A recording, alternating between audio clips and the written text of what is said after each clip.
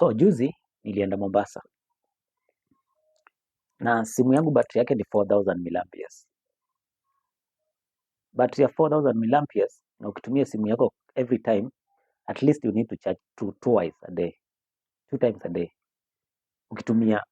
Ukicharge every time, as in ukitumia simu yako every time, you need at least to charge twice a day.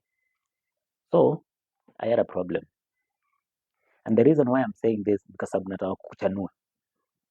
So vile nilienda Mombasa, simu yangu ilisema ilikuwa nikifika, by the time nifike place Emali ilikuwa 50%, na nilikuwa nataka niitumie for the rest of the journey, of which ilikuwa ni more than half of the journey.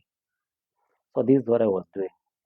Nilikuwa naizima, nikifika train station next ndio nawasha, na either nachukua video ama na take picture, ama ni photos napiga ama ni video na record. So nazima tena, nafungulia the next train station bana.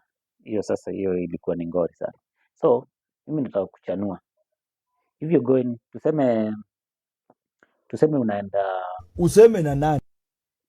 Kisumu ama unaenda Mombasa kama mimi, na battery yako, simu yako battery yake ni fake. So this is what you do. Unaingia setting. Twende tufanye setting. So unakuja kwa settings. Ukija kwa settings, shuka hapa kuna Google. Ukifinya Google, kuja hapa kuna all services. Kuja hapa kuna all services, shuka hapa kuna usage and diagnostics. So turn off. Turn it off. Then back. Then kuja hapa kuna personalize using shared data. Hapo. So una make sure ume turn off external media, device contacts, Gmail, na pia hii maps unaweza turn off kama utumii navigation. Kama utumii map kuenda place unaenda, you can turn it off. If you know where you're going, you're not using navigation, unaweza turn off. You're good now to go.